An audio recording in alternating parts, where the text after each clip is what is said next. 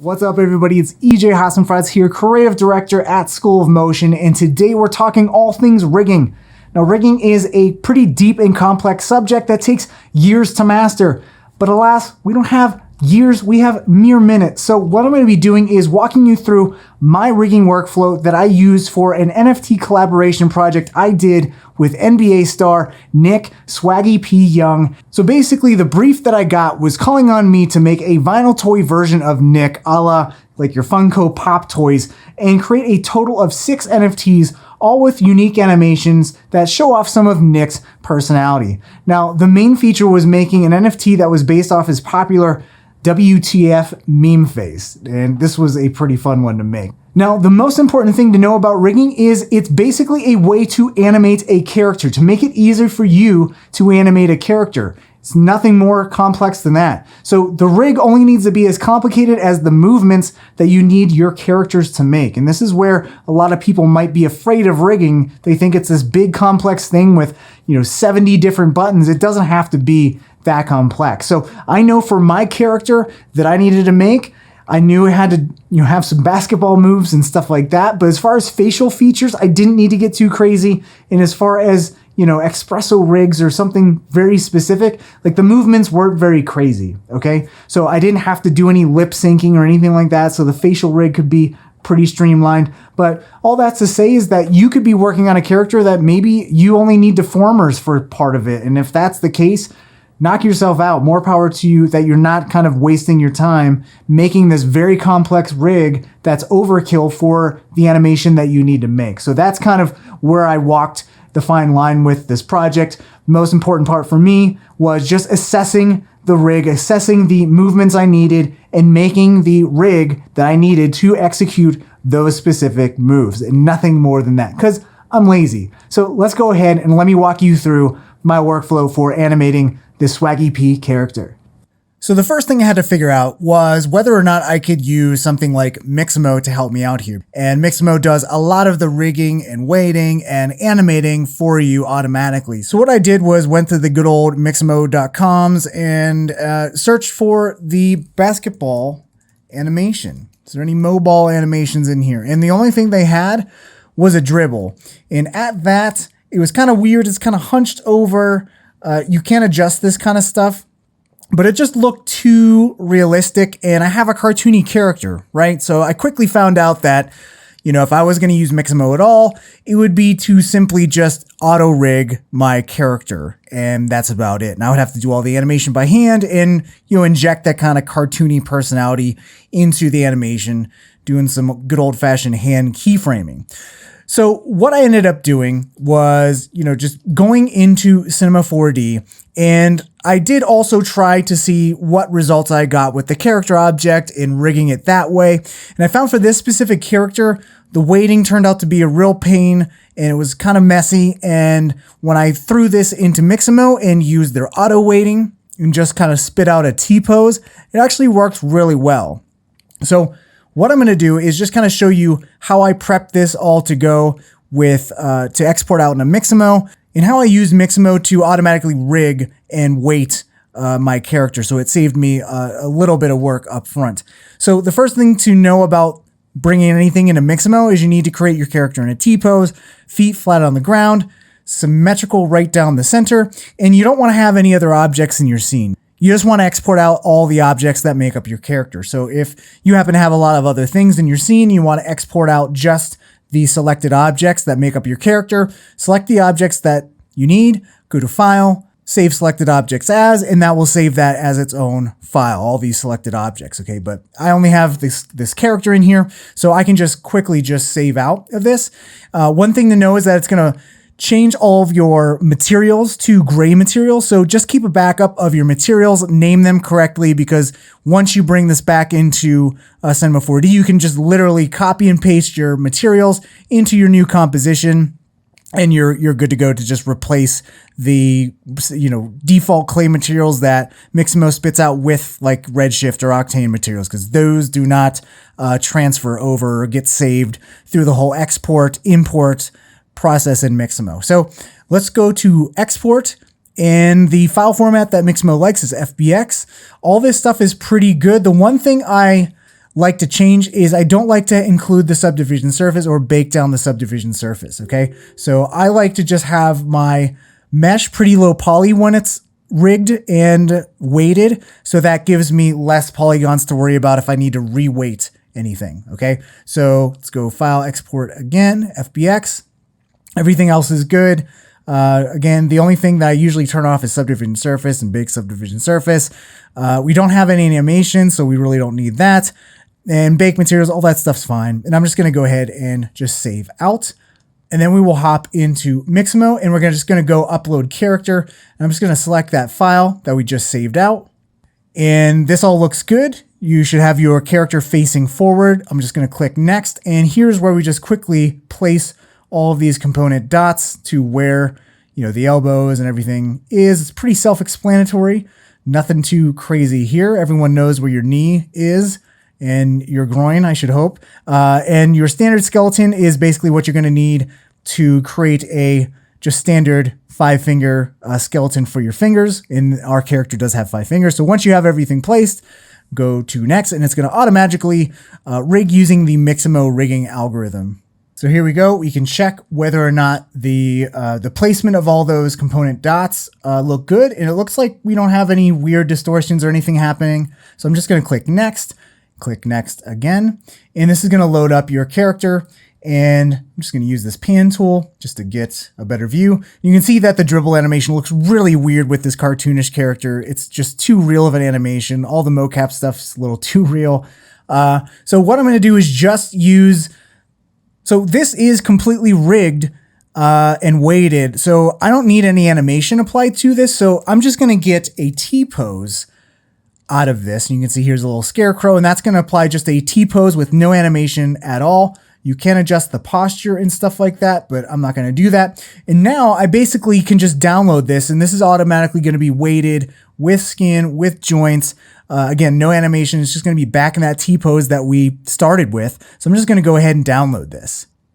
And then we'll hop back into Cinema 4D, and we'll just bring in that FBX file, which is this T-pose here. I'll just click OK. And here's our character. Again, all of those textures are blown out. Our subdivision surface needs to get applied again. So let's do that really quickly. Just apply that geo there. Delete that. You'll see here is our Mixamo joints here. And there you can see the joints that came from Mixamo. And if I select one of these joints and rotate around, you can see this is all rigged up and weighted. And you can see here is our materials, and they're all named as they were before. So all we got to do is jump back into our original file that we exported out into FBX and just copy these. Edit copy, hit the V key, and we'll switch to that FBX file. Go to edit, paste, and since these are all named the same, I'll just hold the Command or Control key down and just write over those clay materials with the Redshift ones. Now, you don't have to wait for me to do all that. I have a already made version of this that has the subdivision surface and all the materials reapplied. You can see the joints here again as well. Now, the one big problem with the whole Mixamo method, like if I hit the Control key and right click here, I can actually get a drop-down list of all the objects that are underneath my cursor. And if I select this left arm here, you can see that looks good. But if I look at the fingers here, the bending joints of the fingers are like way out. Like this should be here, this should be there. So we need to just fix the fingers, and it's the same thing on this side. Everything else looks perfect. Like if I, again, Control right click and grab the torso hip joint here. Actually, let's grab this one here, the spine. You see that twists fine, all that good stuff. So let's go ahead and fix these joints. So to do that, I'm just going to go to the right arm here. And the first thing I'm going to do is just turn off the skin deformer. So when you rig up with Mixamo, it's going to apply a skin deformer and a weight tag to basically rig up all your characters and connect them to these joints. So we need to just turn off the skin deformer and go into our individual joints here. So I'm just going to, let's just start with the thumb here. So I'm going to hold the Control key down, right click, grab that left hand thumb, and I'm going to hit the R key to rotate. I'm just going to rotate this and grab this one too. So right click, holding the control key down, we'll select the left hand thumb here, rotate, and maybe we can scale that up a little bit, maybe move this. Now, one thing about what's going on here is if I undo or anything, it's going to snap back to where this was. And that's because we have keyframes on all of these joints. So since we actually don't need the animation here on this Mixamo rig that's applied here by default, I can actually just delete all of these keyframes here on the joints here. And you'll see that that actually just randomly snapped everything back to begin with because those keyframes are on there. So let's just redo this and let's just do this. Control, right click, get that left hand index, and you can see that the base of the index finger would be right here. That's where it would rotate from. So I'm just going to scale this up. Something like this, and control, right click, grab that left middle hand joint. And that looks, pretty accurate. Now, what we need to do is one important step. We need to make this the new bound pose. So what I need to do on this weight tag of this object that I just changed, changed up all of the joint positions. I need to go ahead and just click on set bind pose, turn back on the skin deformer. And now if I control right click on this left hand index, you can see the weights are messed up, and we'll fix that a little bit later. But at least this joint's going to rotate from where we want it to be. And again, we'll fix those weights a little bit later. So what I did was just did that same process of adjusting the joints. So again, turning off the skin deformer and adjusting these joints.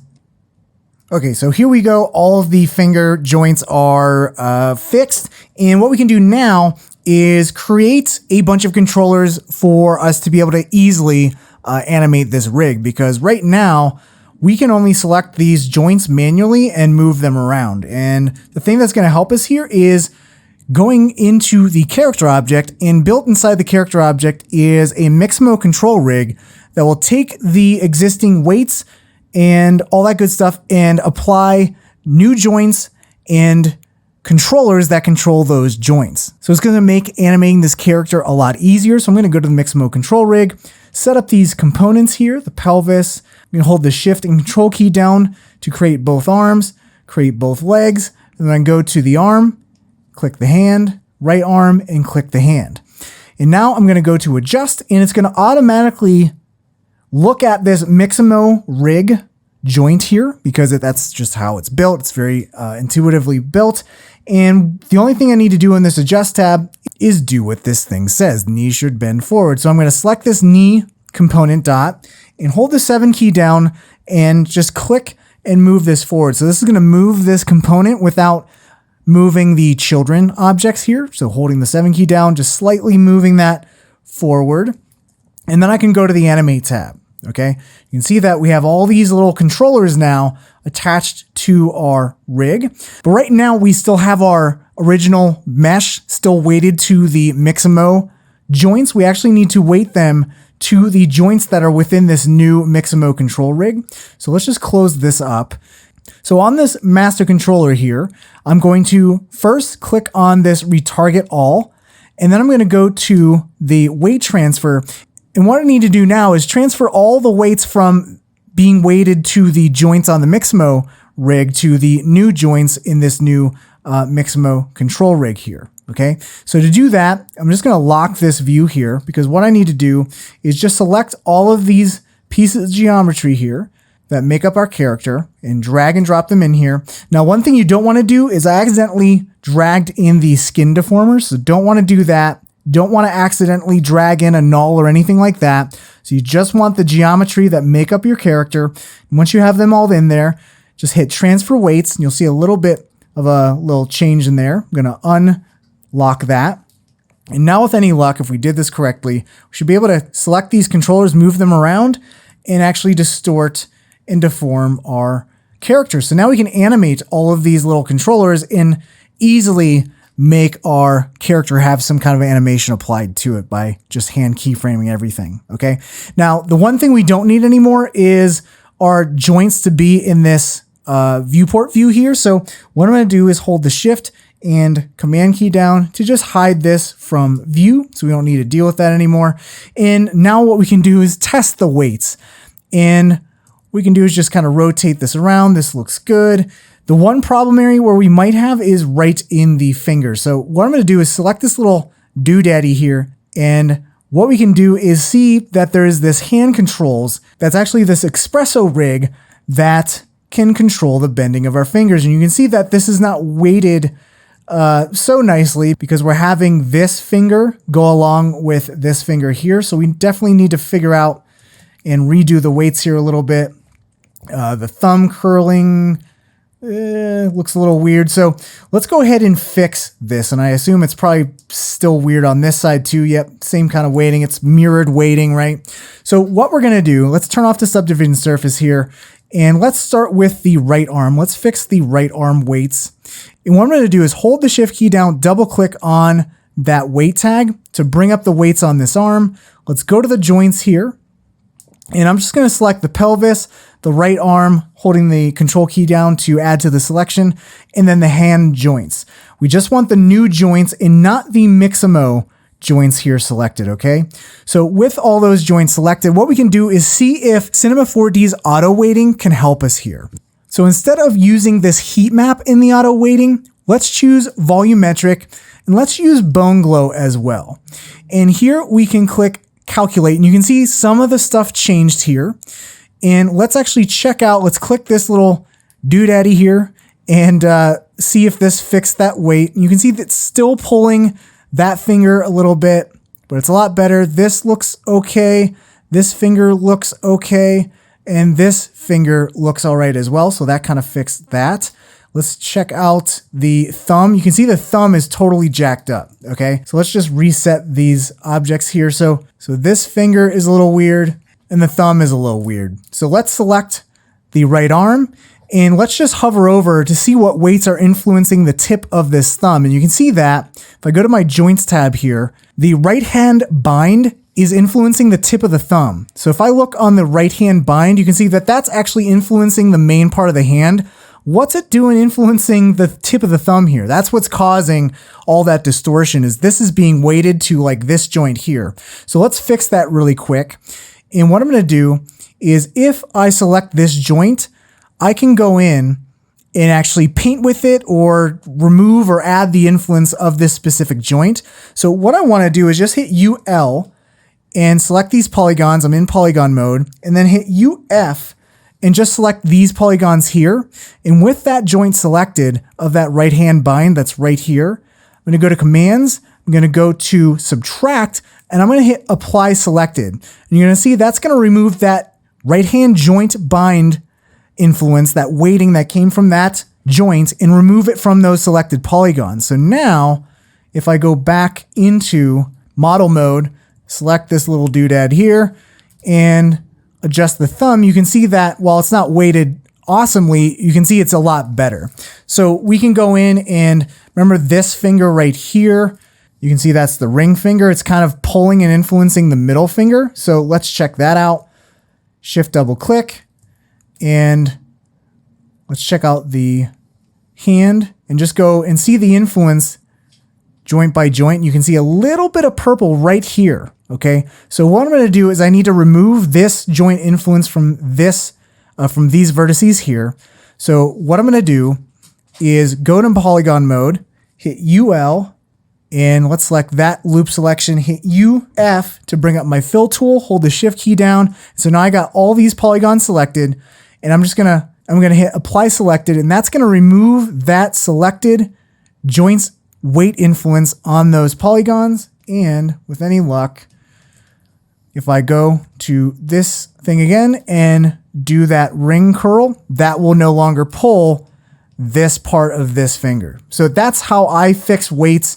And I had to do a little bit of manual adjustments on the fingers here, just because they were so critical to getting a nice curl around, you know, grabbing the basketball and all that good stuff. But once you have that all set up, you're basically ready to animate. Or in my case, I needed to add even more rig controls to the face because the body's all rigged up, but no face controls are rigged up at all. So let's move on to how I set up some of the eyebrows and the eyes and even the mouth. So for this character, I knew I needed a lot of expression from the face because there's a lot of cheeky, type of facial expressions and stuff that I wanted this character to make just to add to the personality. And so basically I knew that I needed to have a lot of control of the eyebrows, the eyes, and the mouth.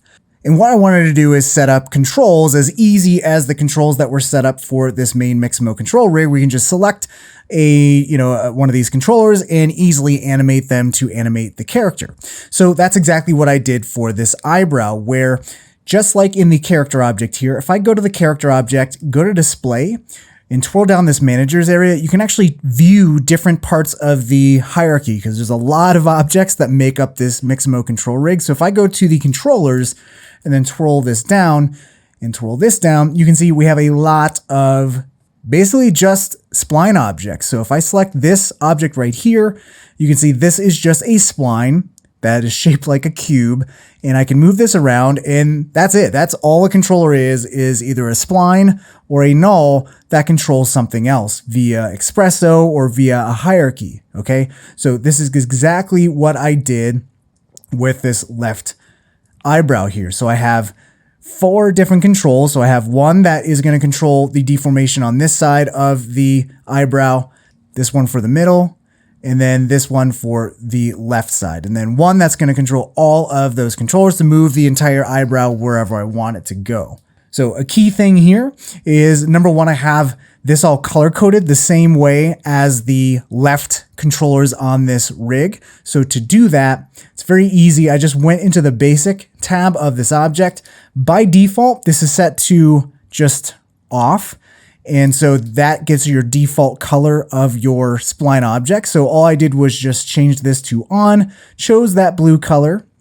And then for this to also show up in the object manager, I had to go and twirl down these icon settings and go from icon color none to display color.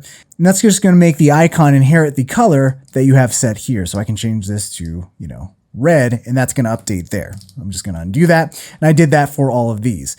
Now, another aspect that's very important with rigging is you always want to be able to, if you move anything, you want to be able to reset the PSR, reset transform, and let this go back to its initial position. Now, when I set up these nulls, they had all different types of weird coordinates. You can see that this left eyebrow spline, if I unfreeze all, you can see this was the initial position and rotation that I needed to get this to be kind of flush to the eyebrow. And if I just left this as is and just like, yeah, I positioned it there. And, if I move this around and I'm like, oh crap, I want to get back to where the original position of those splines were and hit reset PSR, you can see that it's all the way down here. So I'm just going to undo that. Now to prevent that and to let that reset PSR actually get this back to this point, we need to clear out and put all these values back to 0. So to do that, we're just going to freeze these transformations or store all of these coordinates down here. And what that in effect does is has this kind of maintain this position, but it clears up our coordinates so that if we did move this around and reset PSR, it's going to go back to here and still have these coordinates frozen down there. Okay, so very important rigging concept there. Now, what we need to do is just like we have this relationship of this controller and it's moving something like the joints or something like that, we need to build that relationship here as well with the eyebrow. Now, a very easy rigging technique that I like to use for something as simple as an eyebrow is an FFD rig. So if I grab an FFD, and I'm going to make this a child of the left eyebrow. And I'm going to make sure this FFD happens before this skin deformer here. Okay, so very important. I want to deform this eyebrow with the FFD first, and then deform that result with this skin deformer, okay? So this FFD is very big. I'm going to go ahead and just zero out the position there, scale this down. Let's zoom in here. And basically the name of the game here is to just make this FFD encompass the entirety of that eyebrow. And I'm actually going to go in here and zero out that rotation. and that's looking good. So we're basically just aligning this. And now what we can do with this is go into point mode, hit 0 to get our rectangular selection tool, and select these points and move this up and down. So basically we can deform this object by selecting these points, and we're controlling different aspects of our eyebrow here. Now, what I want to do is just add an extra bit of definition here. So add some extra points.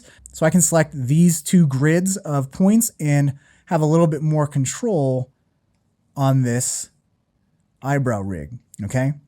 Now, the only thing we need to do now is basically link these points to be controlled by the movement of these nulls. And how we can do that is by binding these points to another object, okay? So the problem with using these splines to bind the FFD to is that it's a little bit tricky. It really doesn't work all that well, but one thing you can actually bind to a bunch of points is a null. So that's exactly what we're gonna do. So instead of using these splines, we're going to create some nulls out of them. So I'm gonna select these 3 splines, go to character, convert, and just convert to nulls. And now we have these nulls in the same position as these splines, and I'm just gonna move them back to right about there. And now what we can do is basically just make this null the child of the left controller, the mid controller, and the right controller. So now what we can do is use these nulls, select them, and hold the Command or Control key down and select the FFD, and I can go to Character, Bind, and now what I can do is select this right null and see if that works. That's working. And the middle one, that's not doing anything. And the left one, that's not doing anything either. So our auto weighting kind of did a little bit of the job, but not the rest. We have to do some manual painting in here. So you can see this FFD now has a weight tag and a skin deformer. Let me just rename this to FFD skin deformer. And I'm going to shift, double click this weight tag to bring up the weight manager. And you can see instead of joints, we actually have these nulls influencing different parts of our FFD. So you can see I have a bunch of points here selected. So I'm going to go to point mode, select, and deselect all. And basically you can see, okay, this null here is color-coded red. So this null is controlling these points. And if we go here and get that right part of the eyebrow there, let's go to model mode and move this up or down, you can see that's controlling those points. So since this is a child of this main controller here, if I move this up, you can see that's controlling those points as well, okay? So let's do the same thing. Let's go to point mode, and we need this left brow here selected, and it needs to control all these points in the center. So I'll hit the 0 key, get the rectangular selection, and let's actually select our FFD here and select those points, and then select this left mid brow so we can apply that influence, and then just go to apply selected. So we just want to apply that weight influence to those selected points. And then if we go to this last null here, we want this to control these points on the end. We'll go to commands, apply selected. Let's close out there, and let's make sure that this all works. So if I go to my left brow control here, the child is this null. So if I move this, we're moving that null, and this looks good. Command Z to undo that. Let's go to the brow mid, move that up and down. That's looking good as well. And then the right control, and that's looking good too. So basically we can just collapse all of this actually. And then we got this main brow control that's going to move all the other controls underneath it. We can move this up or down and then just control all of this different stuff. So we can have this frown, we can move this up, we can animate all of these controls to easily animate this eyebrow. So let's actually go into our FFD here, and let's just hide that from being in our viewport. And then basically we can just do the same kind of routine for the right side here, but there's one more step we have to take with this whole eyebrow setup here, because you'll note that if I go to this head control here and rotate this around, our eyebrow controllers are not moving with that head. So what we need to do is basically just nest these controllers into the controller setup that is in the character object. So if I go all the way down to the head control, you can see that basically we just want to make the eyebrow control a child of the head control. So let's just move the left brow control, make it a child of that head control, and we can just collapse that up. And now if we close that and we select this neck control, you can see that our controls are moving as we would want, but our eyebrows are kind of going all over the place. So what's going on there? Now, if I go ahead and rename this FFD skin, just to keep everything organized here. So what's happening is that we're actually deforming the FFD with that second skin deformer there, and we don't want that. So what we got to do is kind of fix the hierarchy here and basically have the FFD do its thing, have the FFD skin deform the FFD, and then have the skin deformer deform that result. To ensure that that happens in that order, we're just going to move this skin deformer underneath this FFD. So we'll have the freeform deformer skin deformation happening first, and then the overall skin deformation for our head and our eyebrow to move along with that head joint in our main rig. So now when we move this around, everything works as expected. And if we go to this finished version, basically one thing that's very important to do is have all of your geometry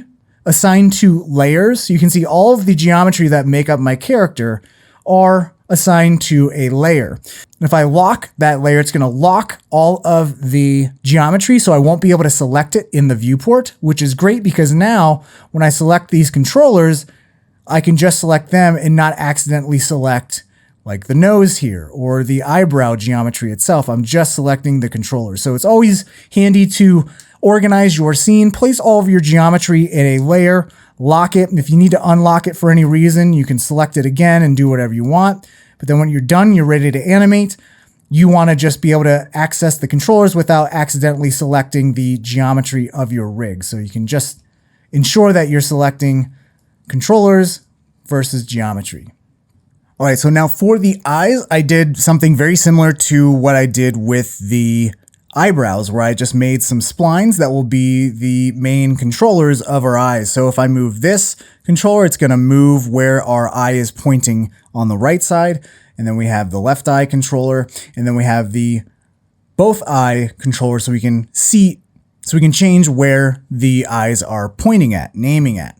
Now, this is a pretty particular setup. I'm using FFDs to not have these eyes look so buggy. So this is a perfect sphere. And then I just have some FFDs to kind of squish them down. So if I go and select this FFD here, basically I just kind of flattened out this eye. So just kind of squeezed it down. Now the key for this is, let me just turn back off these FFDs.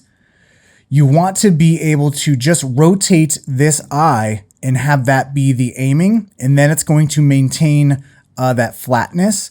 If we had this control just rotating, aiming the eyeball after it's been deformed, we're going to get this flatter sphere. We don't want that. So to set this up is going to be pretty specific to how I have the eye set up with the FFDs kind of shrinking them down. So basically what I need to do first is create some joints for the eye. And the joints are going to help us aim at our main eye controls here. So let's go ahead and do that real quick. What I'm going to do is just go ahead and go to character joint just to create a joint here. I'm going to place this as a child of the eye, and then I'm just going to reset the position. I don't want to reset the rotation here because I want these coordinates to be facing the same way as our world coordinates. And so what I'm going to do now is hold Control or Command key and click and drag to create a second joint and just move this forward in Z space. And then I'm just going to make this a child of this previous joint. And now you can see we have a joint just facing outward. Okay, so just a single bone facing outward. And I'll just rename this left eye joint and then left eye joint 1. And then I just need to bind this to the side. And I actually don't need this to be a child of that left eye. So I'm just going to select these two joints and then select that left eye geometry, go up to character, bind, and now if I select this eye joint here and rotate this, you can see that we're now controlling the rotation of the eye, okay? Now to be able to get this to aim at that eye controller, all we need to do is on this left eye joint here, the parent joint, is right click, go to rigging tags, constraint, and basically we just need this joint to aim at this controller. So I'm gonna choose aim, I'm gonna go to the aim tag, and we're gonna say, okay, have this target the left eye controller. And you're gonna see that's gonna flip backwards. So basically what's happening is our eye is facing positive Z when we want it to face negative Z towards the camera. And now you can see our eye is facing the right way. And now if I check out this left eye control, again, all the coordinates are frozen, so I can zero everything out and go back to where we were. I can move this around, and you can see this is controlling the aim, which is really good. Now, if I undo that, you're gonna see that our eye is looking all googly. And why that is if I go to my overhead view here and select this controller and move this around, you can see that when I'm moving this, our joint is actually kind of rolling around. Actually go to the 4-up view here. You can see that this joint is kind of tumbling and it's not staying straight. Okay, and that's what's causing our issue. We actually want that joint to not be spinning around and always be facing upwards, okay? So to do that, we're gonna go into the constraint tag and we're gonna turn on up vector. And when I go into up vector, so with this up vector, we're basically saying we want this joint to rotate in 2 directions, but be locked in a certain direction. So we don't want this to rotate around the bearing, okay? So basically what this is saying is that this axis, this Z plus, is going to be locked and always be facing positive Y, okay? So if I turn this off, if I turn off the up vector and go to this eye joint, you can see that I can actually rotate this along the bearing, and that's what's causing that issue. So when I was moving this eye controller around, this was just spinning all willy-nilly like along the bearing, and this should always be zeroed out. And that's where we get back to our original position. So with the up vector, let's just turn that back on, I can no longer rotate this in the bearing. It's always going to go back to 0 because it's always going to be aligned to positive Y. Okay, so now if I move this eye around, you're not going to see this kind of tumble and rotate in the heading. So this is exactly what we want. And if I reset PSR, it's going to predictably go back to the starting position. So now we can do the same exact thing for the other eye. Okay, so here I have the right eye all set up just like I did the left eye. And if we check out our controls, there's the left eye, there's the right eye, does the same thing. And then if we have our eye controller and we move that around, we are changing where our eyes are pointing at. So this is all well and good, but if we again rotate the head, the eyes are going to stay stationary, and same thing with our controllers. So let's first make it so our controllers move along with our head. So we're going to do the same thing we did before, where we're going to make sure we're looking at the controller hierarchy and then go down to where our head control is. There's our eyebrows again. And we're just going to place the eye control as a child of the head control. And now our controls will at least move along with the head, but not our eyes. So let's fix that.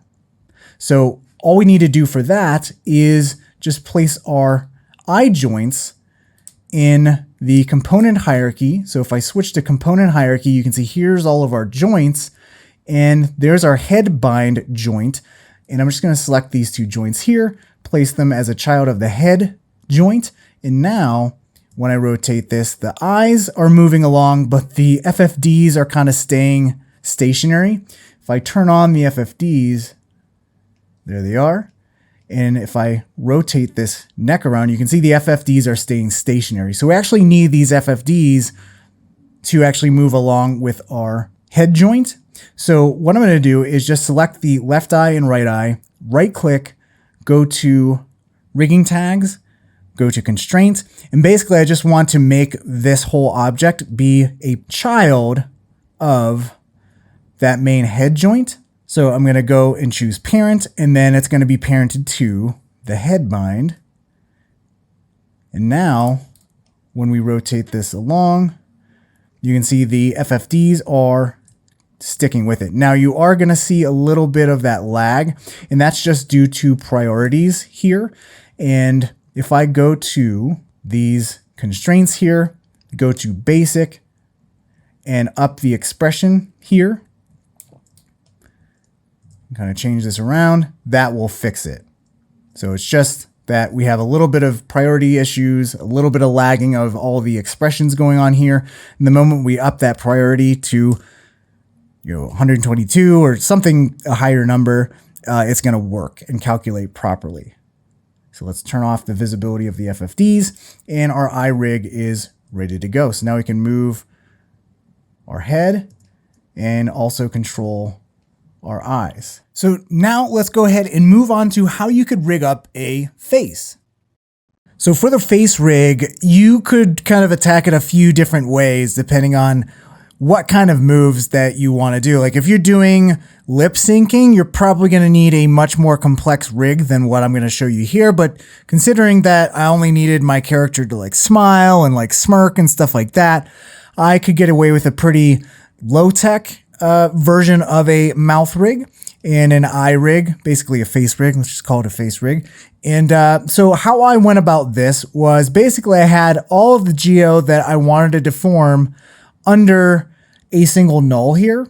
Not that I needed to deform like the hair or the eyebrows here because the eyebrows have controllers, but basically it's important that you have all of the objects you want to deform in your face underneath one null, because what we're going to be using to kind of deform our face and create all those facial expressions is something called a pose morph tag. So I'm just going to right click on that null, go to pose morph, and basically what the pose morph does is stores the base state, which is the current state that it's at when you apply the tag, and then you could manipulate points and deform geometry, and what it's going to do is it's going to store all that deformation, all that mesh editing to a new pose. So in this first area that you are presented with in the pose morph, you just have to select like what are the properties you want to store in this tag, what's included in those poses. And so you could have positional movement, scale, rotational movement. You can have points, which is what we're going to need because we're going to be deforming points, vertices. So we're going to check that on. And the moment you do that, it's going to dump you into the tag tab, but we're not done yet. So we're going to go back into the basic tab.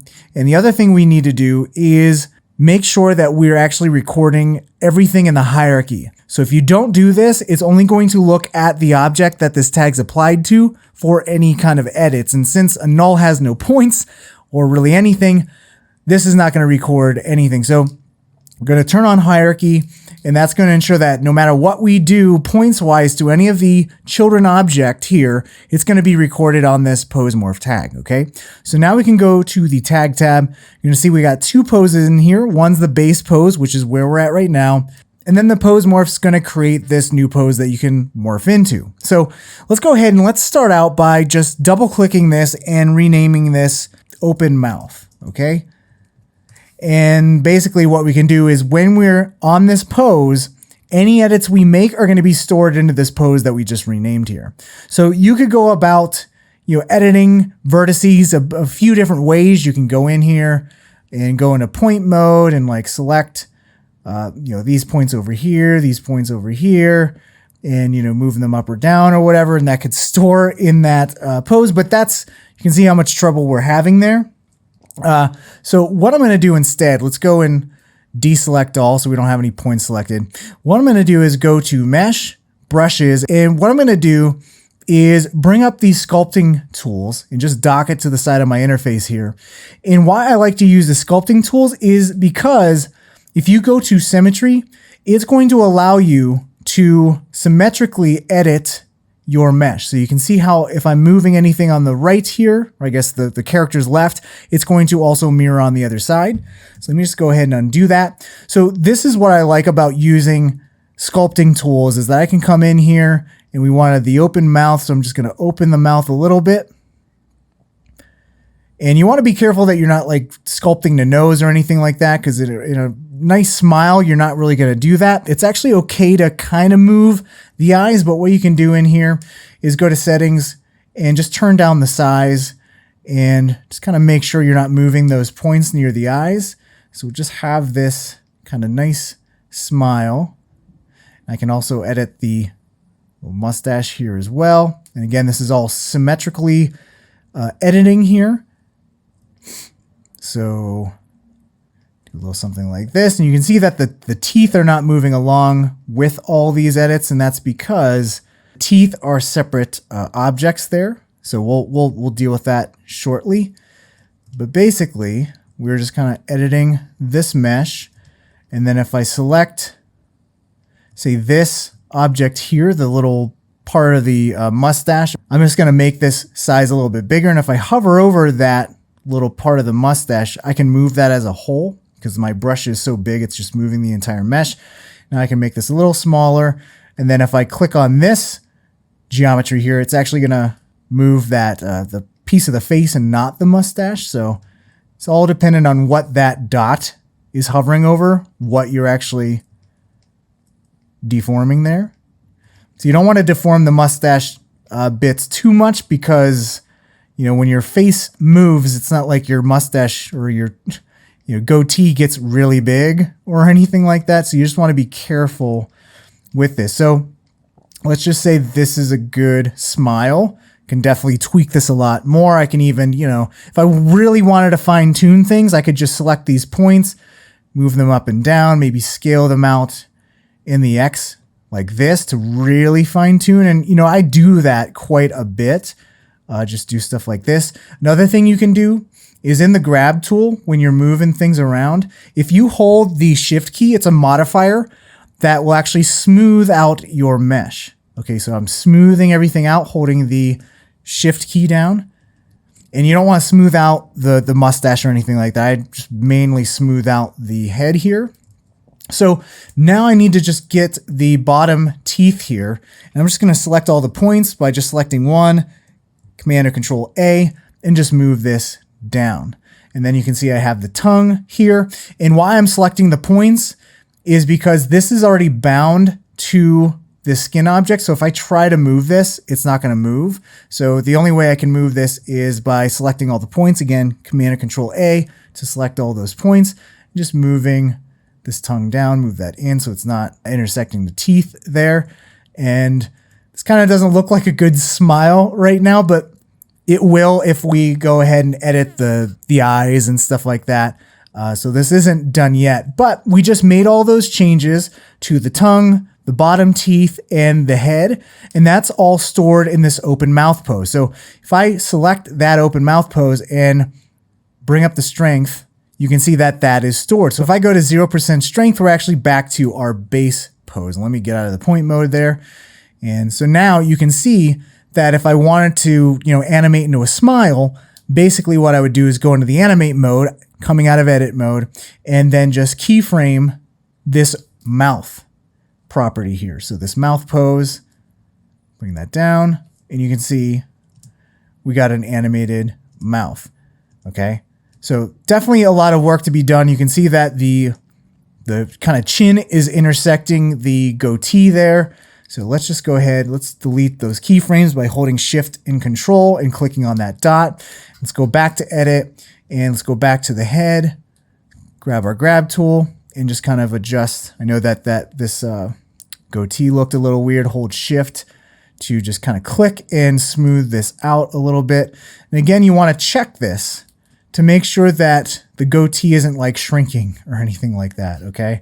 So definitely want to double check to make sure everything's looking good and that the goatee, like this part, isn't like way down here and like it's not consistent at all. So definitely want to watch out for that. But this is looking pretty good. So that's the mouth, and I would just make different mouth poses and stuff like that. Just really making sure that the mustache doesn't deform a whole bunch and all that kind of stuff. So what I would do is I would just create a new folder and these would just be like the mouth poses. Okay. And I would just store You drag and drop those mouth poses into that. And then for the eyes, I would just do something completely different. So to create a new pose, I'm just going to go to add pose, and that's just going to snap back to the face's original state. I'm going to double click on this pose, and let's just make this eye closed. Okay. And what I'm going to do is just go here and just kind of sculpt the eye closed. And you definitely want to study like how eyes blink, and typically like the lower eyelid doesn't move as far as the top eyelid. Okay. And let's just go to this grab tool, make the size a little bit smaller. If you want to see like the points or anything, you can go into point or polygon mode, hit Command or Control A to select all those polygons, and then you can actually see where those vertices are and kind of move them around. So you can see we're actually closing both eyes. And once you get to this point, you might just want to, manually select points on, either side here, and just make sure you're selecting both points on either side just to really fine tune something that looks pretty good. So that is stored in that pose right there. Now, what if I wanted to do like a kind of a cheeky happy eye kind of pose, which happy eye, let me just show you what it looks like first. And what I'm going to do for this is just do this on one of the eyes, because what I want to do is have control or the option of just having one of the eyes do this or both of the eyes doing this kind of move. And for this, I'm not going to use the grab tool. I'm just going to use the point mode. And I'm just going to get in here and hit the 0 key, select these points there, and actually make sure I'm not selecting anything behind here. And it looks like we're good. I'm just going to move this up. So kind of like happy eyes. So it's, your eyes are kind of smiling kind of deal. So something like that. And maybe grab these points, and let's just, again, make sure we didn't select anything back here. It looks like we're still good. And so this is looking pretty happy, So let's go ahead, and this will just be like the left happy eye. Now, what if we wanted to do the same thing on the other side? You would think like, all right, well, we'll do that same thing, move all these points. One of the cool things about the pose morph is we can actually mirror these or flip that pose to the other side of the mesh, but I actually still want this pose. So what I'm going to do is copy this pose and paste it. So now I got two happy eyes. But with this one, I'm going to go ahead and say, you know what, flip this along the X. And what you're going to see is that's going to flip and go to the right side. So this is actually the right happy eye. So now I can adjust the right eye and the left eye independently. Now, what if I wanted to have a control that actually did both eyes at the same time? Well, what I would do is select both of these eyes and then copy them and then paste them. And then these new pasted ones, I'm going to go and just say merge. And this will merge both of those left and right eye poses together into one single pose. So this is both happy eye. And then, right click, go to new folder, double click, eyes. And these are all the eye poses. So eyes closed. So you can see how you can quickly start building up all these poses. You can even mix different poses together. So if I go to animate, oh God, what happened to your face? So what's going on is all those poses are happening at the same time. I'm going to go to reset sliders, and that will bring all of those poses back to 0%. And now what I could do is open the mouth, have a happy eye, have both eyes kind of closed. And this is kind of like additive, right? Have eyes closed and do all this kind of stuff. So it's got like the stink eye kind of going on by mixing a few of these poses together. So that's the basic gist of this. And again, if you wanted to keyframe all these, you would keyframe these buttons here, not here. This either turns the pose on or off. So you don't want to keyframe these dots. Let me just go ahead and show you all the poses that I actually made with this character. So you can see if I go to edit, you can see I have separate right eye folder, a left eye folder. You can see I have eyes happy, the happy eyes. I have cheeky eyes where just the cheeks kind of raise up. And then with those eyes, I can combine this with like a big smile. You can see that the smile looks kind of weird without a little bit of that cheeky smile. And maybe 100% of that big smile is a little bit too much. Another thing that's cool is you can go way beyond 100%. So you could go like, whoa, and that's a little too extreme. Mouth open is great. You can have like a jaw drop if you really want to go past 100% here. So I had a mouth open, a big smile. I even had like where the tongue kind of sticks out a little bit. And you can see that I have to actually do a little bit more work to make sure that the tongue is not intersecting the teeth, but you can totally have the tongue stick out like that. And that actually looks pretty good there. But a lot of controls of the individual eye to be able to get a lot of fun expressions. So here's an example of everything combined. So let me just turn off the geometry only, and you can see all of the different controls here for the face, the eyebrows, the eyes, and you can see how all of this kind of works together to give a really nice expressive type of facial feature or facial movement. And you can just see how much personality you can add by just, animating eyebrows and a mouth and making a big smile and pointing the eyes at different things. So one trick that I learned from a buddy of mine, Emiliano Topete from Polygon Studios, he's an amazing character animator. And the one thing he taught me that always stuck with me is anytime you have an action, have your character blink on action. So you can see that as this character is hoisting the trophy, it blinks. The character blinks, and then as he turns his head, you can see, and then as he turns his head back, he blinks again, and it just really helps add a lot of personality there. Now let me actually go and see if I can turn off this pose morph here. So if I just totally closed off the blinks here, so just uncheck that, see the difference when this character is not blinking. The actions don't have as much like oomph to it, especially with the eyebrows raising. So blinks are pretty crazy, like how much they add to an animation. So a little bit of a quick tip there. And one last tip for working with pose morphs is that, instead of having to dig into your object manager to be able to, adjust these sliders, animate these sliders, what you can do is totally, collapse everything. And you can just drag and drop all of these sliders into your UI here in your viewport. And so then you can just, set keyframes here, animate these sliders here. And if you want these to stay, you can see as I click off, we totally lose them. So I'm just going to select all of these by holding the shift key down and selecting all of these. You can go to show and you can say always show these.